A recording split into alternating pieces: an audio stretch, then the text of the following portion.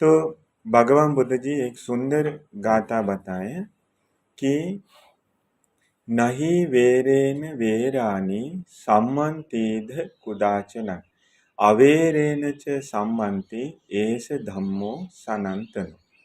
भगवान बुद्ध जी ने बताया कि नहीं वेरेन वेरानि सम्मन्तिध कुदाचन, कभी भी वैर करने से वैर शांत नहीं होता है।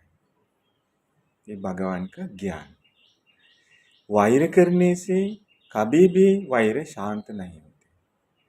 अवीरेन च सम्मन्ति, वो जब वैर करना छोड़ देते हैं, वैर छोड़ते हैं, तब ये वैर शांत हो जाता है, मन से दूर हो जाता है। ऐसे धम्मो सनातनो, ये इस दुनिया का एक सनातन धर्म है। हर समय जो दिखते हैं वैसे धर्म है ये धर्म भगवान का। तो ये बहुत सुंदर है, क्योंकि हमारे जीवन में वो अनेक प्रकार कारणों के वजह से गुस्सा वैर उत्पन्न होते हैं समय समय पर, है ना। घर वालों को ज़्यादातर हो सकता है, हमें भी हो सकता है। तो ये धर्म, ऐसे धर्म पद और भगवान धर्म बताए, ये धर्म हमें पता नहीं तो, मालूम नहीं तो, सुना नहीं तो, हमें ऐसे सिचुएशन संभालने के लिए कोई ज्ञान नहीं है हमारे पास। सोचने का तरीका हमें पता नहीं, तो हम सोचेंगे शायद पति के द्वारा कुछ गलती हुई है, नहीं तो आप लोग से हुए, बच्चों कुछ गलती करते, नहीं तो कैसे तो भी गुस्सा आते, नाराज होते, वैर उत्पन्न होते। तो तब हमें पता नहीं हम क्या करना चाहिए, इसके पीछे जाना चाहिए या छोड़ना चाहिए। लेकिन हम भगवान के वचन सुनकर हमारे ज्ञान बढ़ाए है, तो हमें पता है वैर कभी भी वैर करने से शांत नहीं होते। वैर शांत होते हैं वैर नहीं करने से। यही है सनातन धर्म।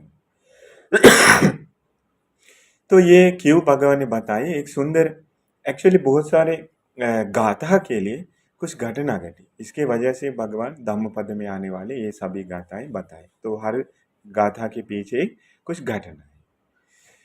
ये गाथा भी ऐसे हुए कि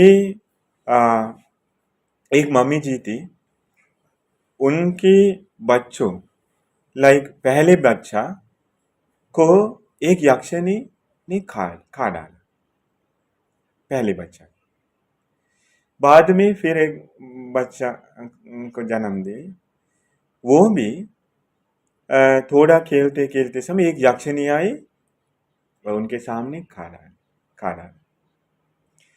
अभी तीसरा बच्चा को भी जन्म दिया। अभी ये मम्मी जी इतना ध्यान देती है कि ये बच्चा को कुछ ना हो, पता नहीं है क्या हो रहा है, आजकल भी है।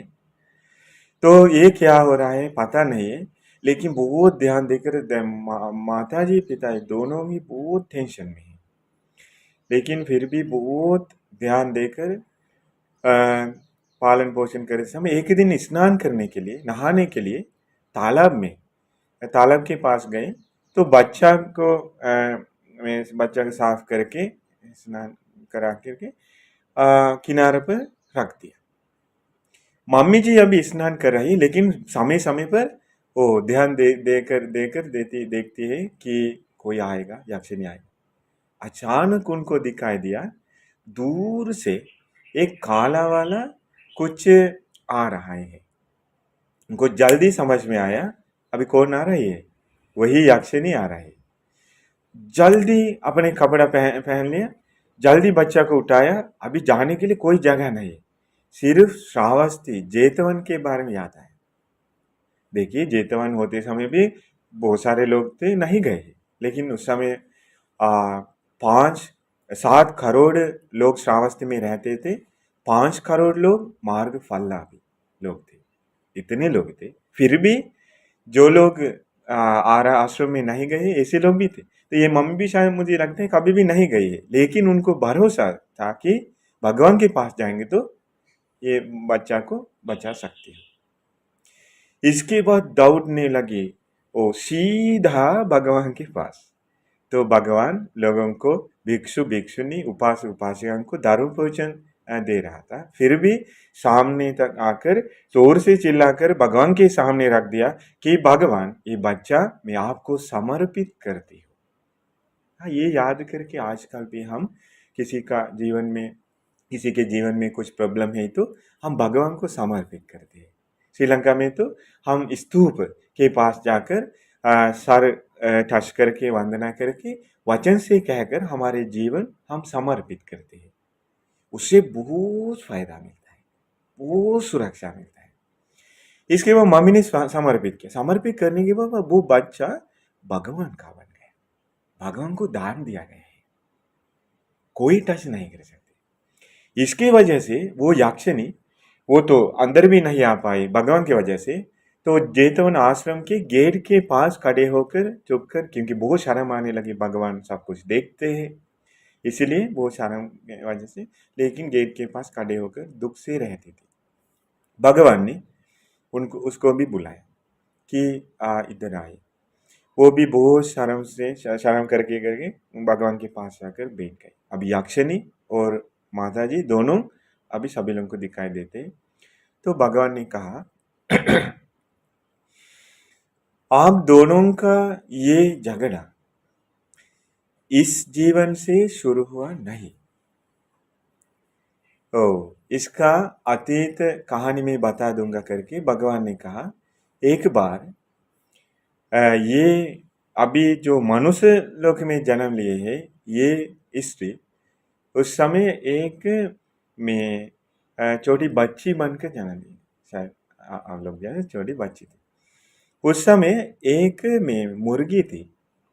हमेशा अंडा डालते समय ये बच्ची क्या करती है, दौड़ कर जाकर अंडा ले आकर मम्मी को देती है, पका कर दीजिए। मुर्गी को गुस्सा आने लगी, एक बच्चा को भी मतलब पैदा होने के नहीं देती है लड़की करके बहुत गुस्सा आती। किसी को पता है कि ये में लाइक जानवर ऐसे पशु पक्षी को भी ऐसे विचार आता है, वायर बांधता है, किसी को पता है।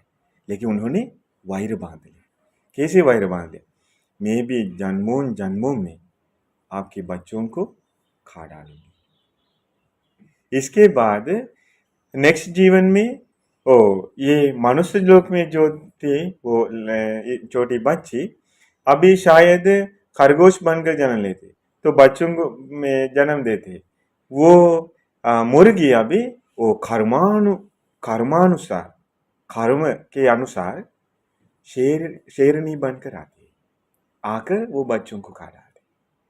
उस जीवन में जो खरगोश मतलब स्त्री थी, वो सोचती है अगले जीवन में आपके बच्चों को खा डालूंगी। ऐसे करके करके ये दोनों दूसरों के बच्चों को खा डालकर बहुत दूर आ रहा है।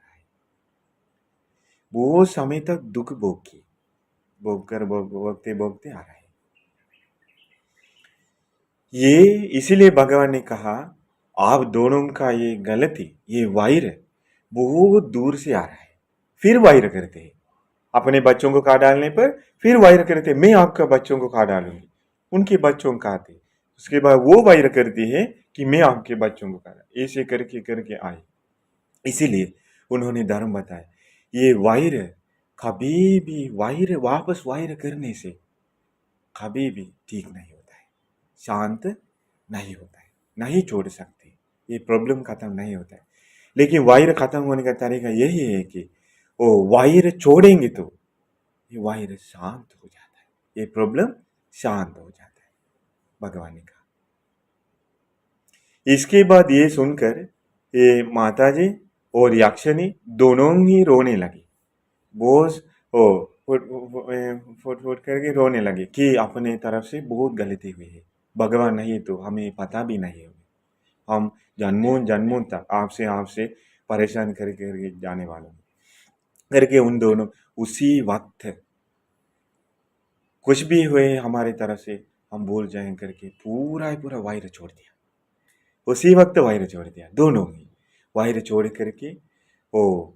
करके उन दोनों धर्म से मन प्रसन्न करके आगे बढ़ने के लिए तैयार हैं। तो इसीलिए ये छोटा सा गाथा हो सकता है, फिर भी हमारे लिए तो बहुत वो उन्नति देगा, हित सुख के लिए होगा। तो इसलिए आप लोग याद रखिए, स्पेशली वीरश्री जी भी, कि आज बर्थडे के दिन पर ये सुंदर धर्म सुन लिया है।